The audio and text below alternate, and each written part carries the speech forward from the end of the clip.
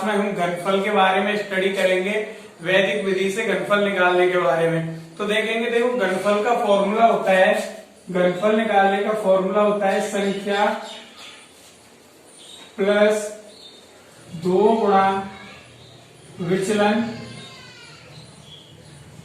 Oblique 3 गुणा विचलन का स्क्वायर ऑब्लिक विचलन का क्यूब। ठीक है, आपका फॉर्मूला होता है संख्या प्लस 2 गुणा विचलन ऑब्लिक 3 गुणा विचलन स्क्वायर ऑब्लिक विचलन का क्यूब। तो इस फॉर्मूला से हमें घनफल निकालना है। घनफल का मतलब घन ही है। तो देखेंगे हम कैसे निकालते हैं। आप संख्या ले लेते हैं, जैसे मान लो हमने संख्या ले ली, पहली संख्या 15, 15 का घनफल निकालिए, 15 का घनफल। तो किस तरीके से निकालेंगे, ये फॉर्मूला रहेगा। तो देखेंगे पहले, देखो यहाँ पे फॉर्मूला में क्या क्या चीजें आती है, संख्या प्लस 2 गुणा विचलन, फिर यहाँ पे भी विचलन है और यहाँ भी विचलन है। यानी संख्या तो हमें पता है कितनी है, 15, हमें क्या नहीं पता, विचलन नहीं पता। तो पहले हम क्या करेंगे, विचलन निकाल लेंगे। तो विचलन के लिए क्या करेंगे, आधार देखेंगे। 15 का आधार कितना होता है, 15 का आधार होगा 10 होगा। ठीक है, क्योंकि 10 के पास है ये संख्या, और 2 अंकों की संख्या का आधार कितना होता है आपका, 10 होता है। अब देखेंगे कि विचलन, तो 10 से ये कितना अधिक है, 15, 5 अधिक है, तो इसका विचलन कितना हो जाएगा, विचलन आ जाएगा प्लस का 5 आ जाएगा। ठीक है, तो अब हमें लगाना है फॉर्मूला। फॉर्मूला क्या होता है, संख्या प्लस 2 गुणा विचलन ऑब्लिक 3 गुणा विचलन स्क्वायर ऑब्लिक विचलन का क्यूब। ठीक है, तो क्या करेंगे, देखेंगे संख्या कितनी दे रखी है, 15, तो इसकी जगह 15 आ जाएगा, प्लस 2 गुणा विचलन का मान कितना है, 5, तो 5 आ जाएगा, ऑब्लिक है, फिर है 3 गुणा विचलन स्क्वायर। तो देखो 3 का तो 3 रहेगा, विचलन कितना दिया है, 5 दिया है, तो 5 का स्क्वायर हो जाएगा, 3 गुणा 5 का स्क्वायर। ठीक है, फिर ऑब्लिक है, फिर विचलन का क्यूब, विचलन का मान कितना है, 5, तो 5 का क्या हो जाएगा, क्यूब।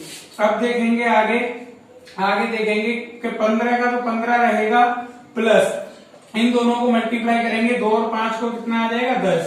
अब 3 का 3 रहेगा, 5 का स्क्वायर कितना होता है, 5 इंटू 5 कितना आ जाएगा, 25 आ जाएगा। ठीक है, ऑब्लिक 5 का क्यूब, 5 इंटू 5 इंटू 5 कितना आ जाएगा, 125 आ जाएगा। अब देखेंगे 15 और 10 को जोड़ देंगे तो कितना हो जाएगा, 25 हो जाएगा। 25 इंटू 3 करेंगे, 75 आ जाएगा, और ऑब्लिक में कितना दिया है, 125। अब हमें देखना है कि हमारा आधार कितना है, आधार है 10, और 10 में जीरो कितनी है, 1 जीरो है। तो हमें राइट साइड में कितने अंक रख के चलने हैं, 1 अंक रख के चलना है। तो हम देखेंगे यहाँ पे हमें 3 अंक दिए हैं, हमें केवल इकाई का अंक यानी 1 अंक ले लेना है, 5। बची हुई संख्या का क्या करेंगे, बची हुई संख्या है 12, 12 को आगे वाली संख्या में जोड़ते जाएंगे। ठीक है, तो आगे कितना है, 75 है आपका, 75 में हम 12 जोड़ेंगे तो कितना हो जाएगा आपका, 87 हो जाएगा। 87 में से हम 7 ले लेंगे, बचेगा कितना, 8 बचेगा, और 8 का क्या करेंगे, फिर आगे जोड़ देंगे। ठीक है, तो 25 में 8 जोड़ेंगे तो कितना हो जाएगा, 33 हो जाएगा। तो 3375 आपका आंसर होगा। ठीक है, एक बार इसको और समझ लो, केवल इकाई का अंक लेना है। इकाई का अंक 5 हमने ले लिया, संख्या 12 बची, 12 को 75 में प्लस किया, भाई 75 में प्लस करें हम 12 तो कितना आता है, 87 आता है। मैंने भी क्या बताया, केवल हमें 1 अंक लेना है, तो 87 में से भी हम इकाई का अंक 7 ले लेंगे, तो हमने 7 ले लिया। बचा क्या आपका, ये वाला 8 बचा, 8 को हमने यहाँ 25 में जोड़ दिया, तो 25 और 8 कितने हो गए, 33 हो गए। तो आपका आंसर क्या बना, 3375, यानी 15 का घनफल क्या होता है, 3375। अब आगे देखेंगे,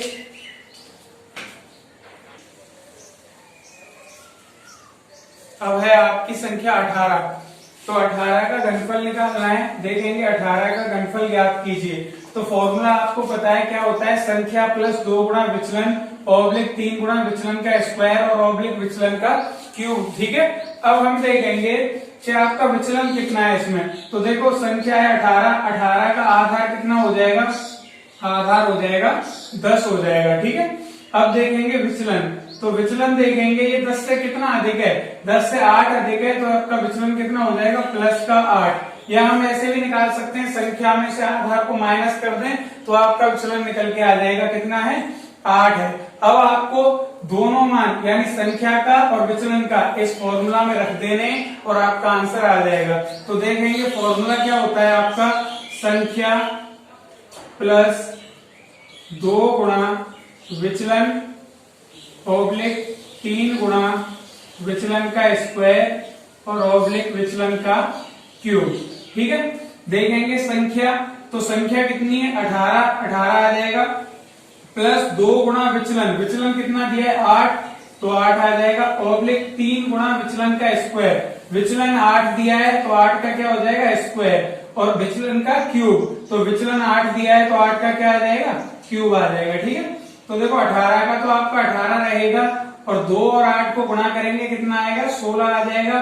अब यहाँ पे आपका 3 का 3 रहेगा, 8 का स्क्वायर कितना होता है 8 इंटू 8 यानी 64 आ जाएगा।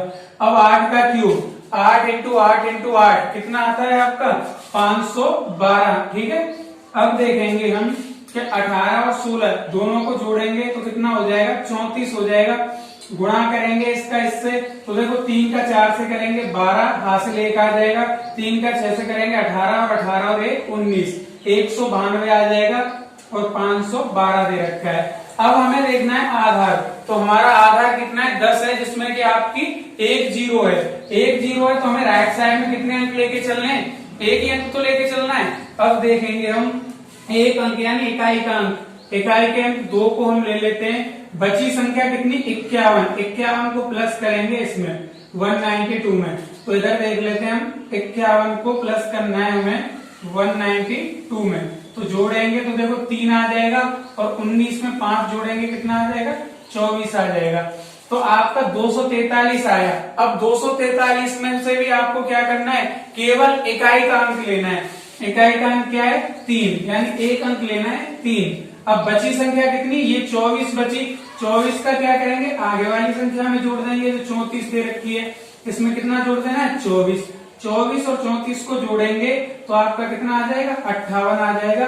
तो आंसर बनेगा आपका 5832, यानी 18 का घनफल कितना होता है 5832। एक बार इसको और देख लो, केवल इकाई का अंक लेना है। अगर आधार में 2 जीरो होती तो इकाई और दहाई दोनों को लेते, पर आधार में 1 जीरो है तो हमें एक ही अंक लेना है। देखो 2 ले लिया, बचा कितना 51 ही तो बचा भाई, 51 को आगे जोड़ेंगे 192 में तो 243 आता है, 243 में से हमने केवल 3 लेना है तो 3 ले लिया, बचा कितना 24, 24 को हम आगे ऐड करेंगे 34 में तो कितना बनेगा 58। तो आपका आंसर होगा 5832। अब देखेंगे हम जो संख्याएं 100 के पास होती है, ठीक है, ये तो 10 के पास थी, अब 100 के पास वाली संख्याओं के घनफल देखेंगे आगे। अब है आपकी संख्या 103, 103 का घनफल ज्ञात कीजिए। ये संख्या आपकी 100 के पास है, तो हम देखेंगे इसका आधार। ठीक है, सबसे पहले देखना है आधार, तो 103 का आधार कितना हो जाएगा 100 हो जाएगा, क्योंकि ये 100 के पास है। अब देखना है विचलन। ठीक है, विचलन क्या होता है, आप संख्या में से आधार को घटा दो तो निकल के आ जाता है। 103 में से हम 100 को घटा दें कितना आ जाएगा 3 निकल के आ जाएगा प्लस का। ठीक है, अब हमें फॉर्मूला लगा देना है, तो देखेंगे फॉर्मूला होता है आपका संख्या प्लस 2 गुणा विचलन ऑब्लिक 3 गुणा विचलन का स्क्वायर और ऑब्लिक विचलन का क्यूब। ठीक है, पहले संख्या दी गई है, तो संख्या कितनी है हमारी, संख्या है 103, तो संख्या कितनी आ जाएगी 103 आ जाएगा, प्लस 2 गुणा विचलन, विचलन का कितना दिया है 3 दिया है तो 3 आ जाएगा, इंटू 3 गुणा विचलन का स्क्वायर, विचलन कितना है 3 तो 3 का स्क्वायर ऑब्लिक विचलन का क्यूब, तो विचलन कितना है 3 है तो 3 का आ जाएगा क्यूब। ठीक है, देखेंगे 103 का 103 रहेगा, 2 और 3 का मल्टीप्लाई करेंगे कितना आ जाएगा 6 आ जाएगा। अब 3 का तो 3 रहेगा, 3 का स्क्वायर क्या होता है, 3 का स्क्वायर होता है 3 इंटू 3 कितना आ जाएगा 9। ठीक है, 3 का क्यूब 3 इंटू 3 इंटू 3 जो कि आपका कितना होता है 27 होता है। ठीक है, जितनी घात लगी है उतनी ही बार गुणा करना है। ठीक है, तो आप देखोगे 27 आ गया, 103 और 6 को जोड़ेंगे 109 हो जाएगा, 3 और 9 को गुणा करेंगे 27 आ जाएगा, और 27 पहले से दिया है। अब इतना करने के बाद हम क्या देखते हैं, आधार को देखते हैं। तो आधार आपका यहाँ पे कितना दिया है, 100 दिया है, और 100 में जीरो कितनी है, 2 जीरो है। तो अब हमें क्या करना है, राइट साइड में 2 अंक लेके चलने हैं, इकाई का और दहाई का। तो देखो राइट साइड में कितने अंक दिए हैं, 2 अंक दे रखे हैं, तो दोनों को ले लेंगे, यानी 27 का पूरा 27 आ जाएगा। फिर आगे वाला देखेंगे, आगे वाले में भी 2 अंक दे रखे हैं, तो ये भी पूरा आ जाएगा 27, और बची हुई संख्या कितनी, 109, तो ये भी आ जाएगा। तो आपका आंसर क्या होगा, 109, 27, 27। ठीक है, अब देखेंगे हम एक और संख्या देखेंगे लास्ट, जो कि 100 के पास वाली है, और उम्मीद है आपका पूरा क्लियर हो जाएगा इसी से। अब है आपकी संख्या 105। 105 का घनफल ज्ञात कीजिए। ठीक है, तो 105 का घनफल ज्ञात करने के लिए पहले हमें इसका आधार देखना पड़ेगा। तो आधार कितना है इसका, ये भी 100 के पास है, तो आधार कितना हो जाएगा 105 का, 100 हो जाएगा। ठीक है, अब देखेंगे विचलन, तो हम देखेंगे ये 100 से कितना अधिक है, 5 अधिक है, या तो ऐसे निकाल सकते हो विचलन, या 105 में से 100 को घटा दो, कितना आ जाएगा, प्लस का 5 आ जाएगा। तो विचलन कितना हो जाएगा, प्लस का 5 हो जाएगा।